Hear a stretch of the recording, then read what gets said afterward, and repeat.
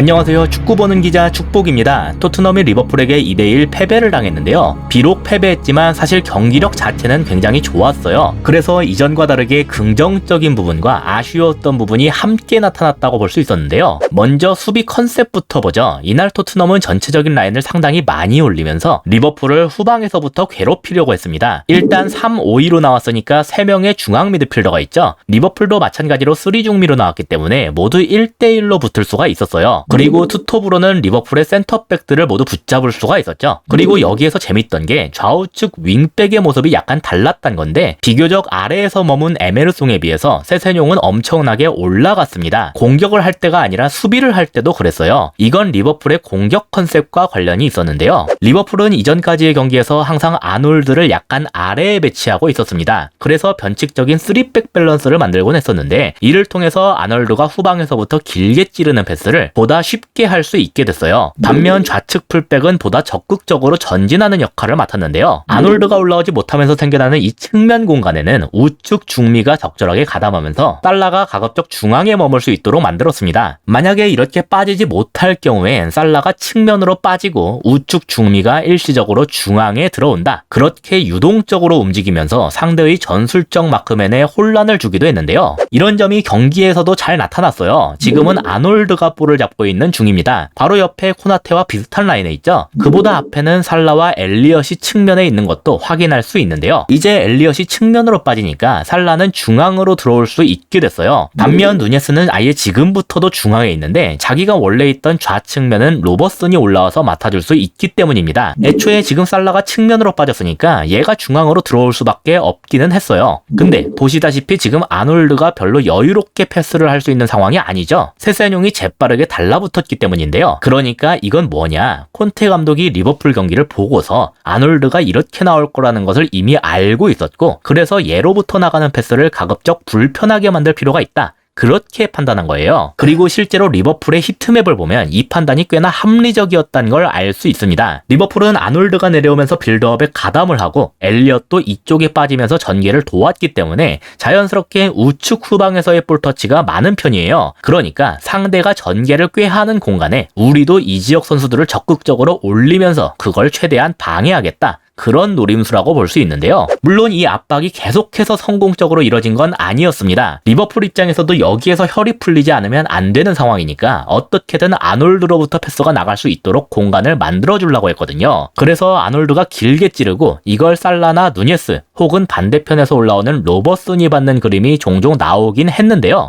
정작 실점 장면들에서는 토트넘이 잘 막고 있었던 게 아주 인상적이었습니다. 지금은 코나테가 볼을 잡고 있는데요. 일단 아까까지 말씀드렸던 아놀드는 세세뇽이 올라와서 잘 잡고 있는 상황이에요. 그러니까 아놀드를 통한 전개를 전방 압박을 통해 막았다. 이렇게 볼 수 있겠죠. 하지만 이 코나테로부터 나가는 패스까지는 막아내지 못했습니다. 다만 그의 전술적 마크맨인 페리시치를 탓하는 건 좀 가혹한 게 얘는 일단 파비뉴한테 향하는 패스키를 차단하는 게 우선이었고 그 패스키를 차단하는 방향으로 코나테한테 압박까지 했어요. 그러니까 할 수 있는 것들은 모두 하고 있었다. 그렇게 볼 수 있는데요. 그리고 이렇게 길게 패스가 나가는 상황이라면 이건 이제 뒤에 있는 선수들이 막아줘야 하는 게 맞아요. 문제는 그 뒤에 있는 선수들이 이 긴 패스를 제대로 막아내지 못했다는 것에 있었는데요. 특히 문제가 되는 건 그 목적지에 있던 살라의 전술적 마크맨인 데이비스와 여기 지역 수비를 도울 수 있는 선수이자 엘리엇의 전술적 마크맨이었던 호입이었어요. 살라에게 볼이 가니까 둘 다 살라한테 바짝 붙어있죠. 근데 여기에서 엘리엇한테 원터치로 넘기는 걸 완전히 놓쳤습니다. 2대1로 붙었는데도 전개를 제대로 막아내질 못한 거예요. 살라가 잘했다고 보는 게 맞겠지만 그럼에도 토트넘 입장에선 너무나 아쉬웠고 또 너무나 치명적이었습니다. 엘리엇은 자신의 전술적 마크맨인 호이비가 떨어져 나갔으니까 꽤 자유롭게 볼을 다룰 수 있게 됐는데 이거를 랑글레가 함부로 붙을 수는 없었어요.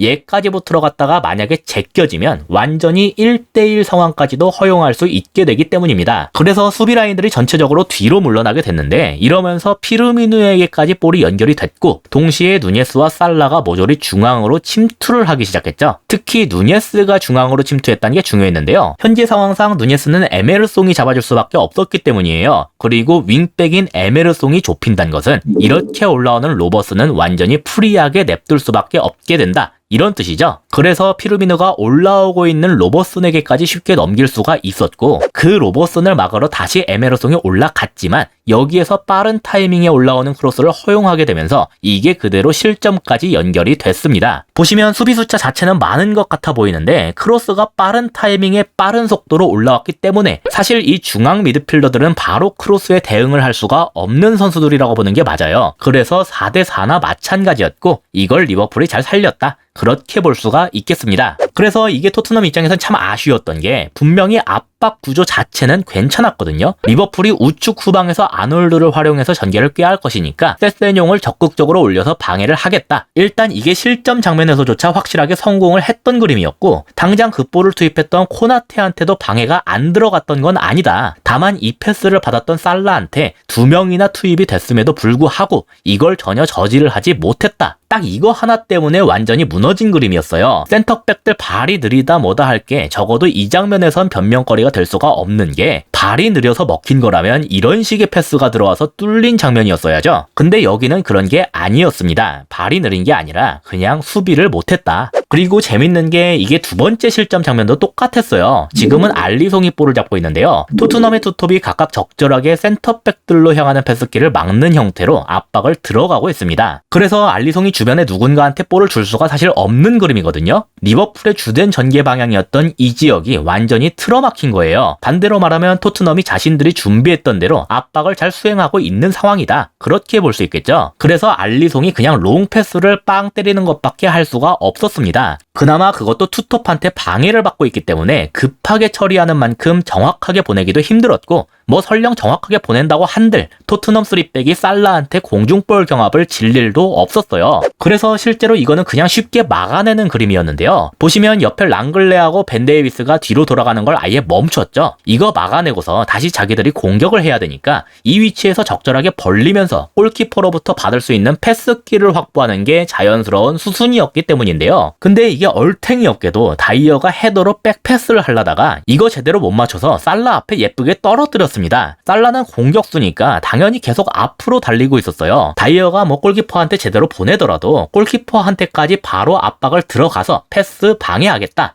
그게 자기 임무였거든요. 그런 의도가 있으니까 얘는 계속 앞으로 달리고 있었는데 거기에 그냥 아주 예쁜 어시스트가 들어왔다. 그래서 그걸 아주 맛있게 받아 먹었다. 이게 두 번째 실점 과정이었습니다. 그래서 결과적으로 봤을 때 실수의 임팩트만 빼면 첫 번째 실점과 흐름 자체는 아주 비슷했어요. 리버풀의 주된 전개 방향에 전체적으로 선수들을 전진 배치하면서 실제로 그들이 이 지역을 통한 전개를 쉽게 하지 못하도록 만들었다. 그래서 긴 패스를 유도하는 것까지도 성공을 했는데 정작 그 긴 패스를 받을 선수들 쪽에서 제대로 된 수비가 이뤄지지 못했고 그래서 실점까지 이어졌다. 두 개의 실점 장면 모두 이렇게 정리할 수가 있었거든요. 아무래도 토트넘 팬분들께서는 로메로의 빈자리가 크게 아쉽게 느껴지지 않았을까 싶었습니다. 이상으로 오늘의 영상을 마치도록 하겠습니다. 시청해주셔서 감사합니다.